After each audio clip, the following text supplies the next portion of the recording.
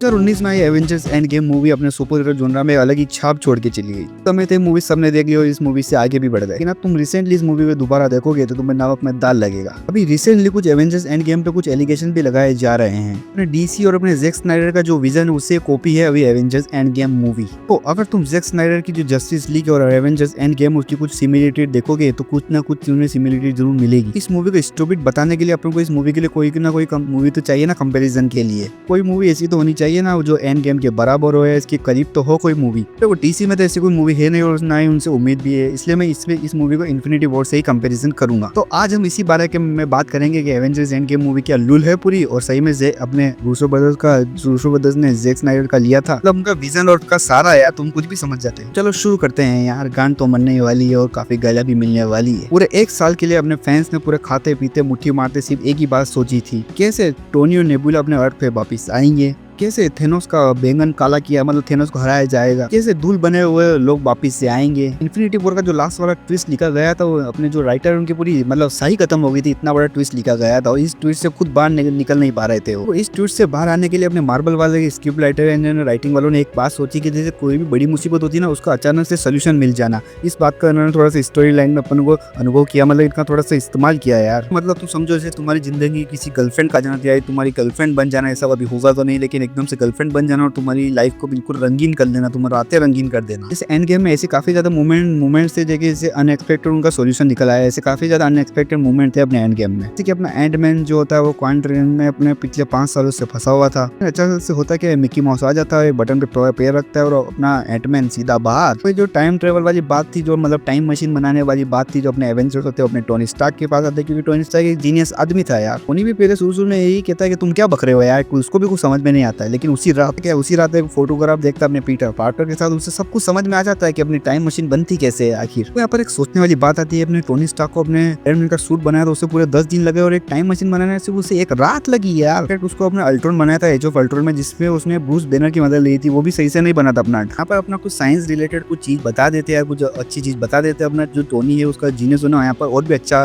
व्यतीत करता, थोड़ा अच्छा प्रभाव पड़ता उसका टोनी का। उस पॉइंट को कैसे भूल सकते जहाँ पर एवेंजर्स एंड गेम शुरू हुई थी यार। अपना कैप्टन मार्वल का आ जाना और अपने नेबुला और अपने टोनी स्टार्क को अर्थ पे ले आना। उस सीन को देखकर एक बार ऐसी समझ में आया कि उस जो राइटर ने जो लिखा था ना वो राइटिंग पे कलम था, वही ऐसी राइटिंग लिखी थी वहाँ पर अपने टोनी स्टार्क को एक बार ऐसे बताया जाता है कि वो टाइम वो मतलब जो स्पेसशिप को ठीक करने का ट्राई भी करता ना, भले वो मतलब सही नहीं हो पाती, भले वो हार जाता, लेकिन एक बार दिखाते तो सही। ये भी तो दिखाना था ना कि कैप्टन मार्वल कितनी बड़ी टॉप है, किसी भी ब्रह्मांड में से किसी भी कोने को कहीं से भी कहीं ला सकती है यार, एकदम टॉप आदमी है वो। मतलब एक समय में मार्वल वाले जो कैप्टन मार्वल का जो कैरेक्टर अपने फैंस के ऊपर ऐसा फेंक रहे थे कि जैसे तुम इसे अपना लो। और इसके सेकंड सीक्वल आया था इसका, जो इसके नाम पर भी नहीं था, कैप्टन मार्वल के नाम पर भी था इसका सीक्वल में। जो एवेंजर्स इन्फिनिटी वॉर थी वो असल में एवेंजर्स की मूवी थी नहीं, वो अपने थेनोस की मूवी थी। वहाँ पर उसको बिल्कुल थेनोस को एस्टेब्लिश किया गया था। जितने भी एवेंजर्स दिखाए गए थे वो सारे साइड कैरेक्टर थे उस मूवी में। इस एवेंजर्स इन्फिनिटी शुरू होने से पहले अपन को जो थेनोस और अपने हल्क की फाइट बताई गई थी, वहाँ पर हल्क को बिल्कुल बेरहमी से पिटवाया गया था। रूसो ब्रदर्स ने बता दिया था, थेनोस को एस्टेब्लिश कर दिया था कि ये कोई टचबुचा विलन नहीं है अपने मार्वल का। तो बिना कोई इन्फिनिटी स्टोन के अपने हल्क को 1-on-1 पेलना हो तो अलग ही बात थी भाई। कोई टचबुचा विलन नहीं था अपने मार्वल का थेनोस। मानना पड़ेगा थेनोस ने हल्क को इतना खतरनाक पेला कि अपने थेनोस की जो पर्सनालिटी थी वो पूरी तरह से बदल गई।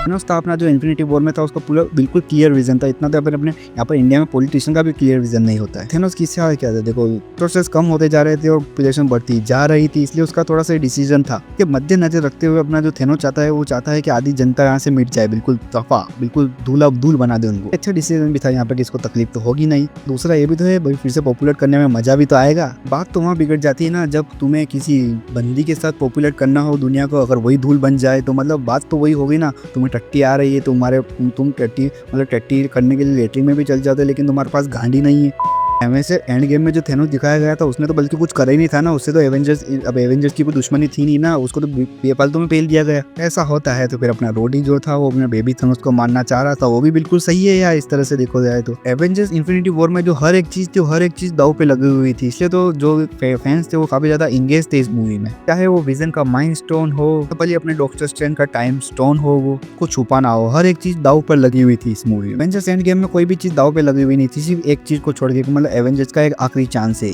पता पक्का भरोसा है कि 105% ऐसे जने होंगे जिन्होंने कभी सोचा नहीं था कि एवेंजर्स इन्फिनिटी वॉर में लास्ट में एवेंजर्स हार जाएंगे। इनफैक्ट मुझे खुद को भी भरोसा नहीं हुआ था ये चीज। तो कहीं ना कहीं तो ऐसा लग रहा था कि एवेंजर्स कहीं ना कहीं किसी ना किसी पॉइंट पे आकर तो जीत ही जाएंगी। इसलिए मैं इस वाले मूवमेंट का वेट कर रहा था, लेकिन मार्वल क्या चूतिया करते हैं यार हर बार। ऐसा लगा था क्योंकि एवेंजर्स कभी हारे थोड़ी था। पूरी इन्फिनिटी सागा में एवेंजर्स कभी भी नहीं हारे थे। एवेंजर्स एंड गेम में अपना आयरन मैन का सेक्रीफाइस करना और अपने कैप्टन अमेरिका का बूटा होना कहीं ना कहीं फैंस ने पहले अनुमान लगा लिया। बात किया जाए जो एवेंजर्स के एंड गेम की जो रीवॉचेबिलिटी है वो काफी ज्यादा कम है। अब जाहिर सी बात है तुम इस मूवी को घर पर ही देखोगे, तो इस मूवी को देखोगे तो तुमको इतनी मूवी ज्यादा इंगेजिंग लगेगी नहीं। इनफैक्ट तुम्हें इसके फर्स्ट हाफ में तुमको उबासी आने लग जाएगी।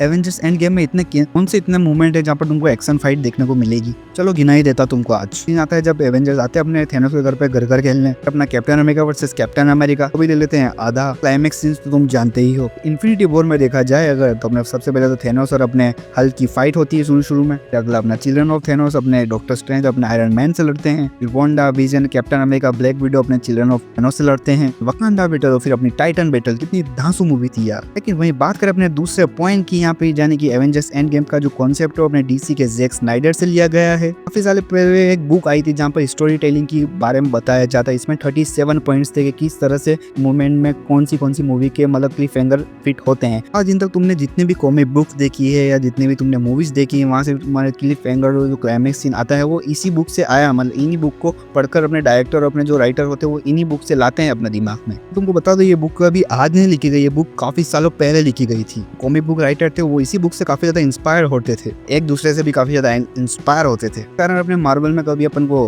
क्वामैन मिला तो अपने मार्वल में अपन को नेमार मिला, मार्वल में अपन को होकाय मिला तो अपन को डीसी में ग्रीन एरो मिला। और आप किसी भी स्टूडियो को ले लो, मार्वल को ले लो, डीसी को ले लो, वो सब इसी बुक से इंस्पायर्ड हुए हैं और एक दूसरे से भी ज्यादा काफी ज्यादा इंस्पायर हुए हैं। ये कहना होगा कि जैसे एवेंजर्स एंड गेम में जो जस्टिस लीग से कॉपी है, तुम ये भी कह सकते हो कि जैक स्नाइडर की जो जस्टिस लीग है वो भी कॉपी है अपने थॉर द डार्क वर्ल्ड से। मैं तो पूरे 37 पॉइंट्स ही है ना, और उस समय अपने दोनों स्टूडियो थे एक ही प्रॉब्लम से फेस कर भी रहे थे दोनों स्टूडियोज। सिमिलरिटी होना तो ऑब्वियस सी बात है, इसमें इतना शॉकिंग होना क्या जरूरी है। ऐसा कुछ नहीं कि देखिए एवेंजर्स इन्फिनिटी वॉर से जो एवेंजर्स एंड गेम उसमें कुछ अंतर नहीं आया, कुछ बदला नहीं को, कुछ तो बेहतर हुआ है ना अपने वांडा का क्लीवेज यार। एवेंजर्स एंड गेम ऐसी मूवी है जो अपने पूरी इन्फिनिटी सागा है उसका पूरा कंक्लूजन है। तो कई सारे लोगों और कई सारे फैंस ने डिसाइड किया है कि वो एवेंजर्स एंड गेम के बाद मतलब मार्वल स्टूडियो को फॉलो नहीं करेंगे। लोगों के तो एमसीयू जो है वो अपने एवेंजर्स एंड गेम के बाद खत्म हो चुका है। एवेंजर्स एंड गेम को एक इंडिविजुअल मूवी देखा ही नहीं जा सकता क्योंकि इन्फिनिटी वॉर के बाद ही तो अपना एवेंजर्स एंड गेम शुरू होती भी है। एंड गेम जो मूवी बनाई गई थी वो बिल्कुल थिएट्रिकल एक्सपीरियंस के लिए बनाई गई थी। तुम घर पर देखोगे तो तुम्हें मजा भी कैसे आएगा। हालांकि बात अलग है कि मैंने भी घर पे देखी थी ये मूवी।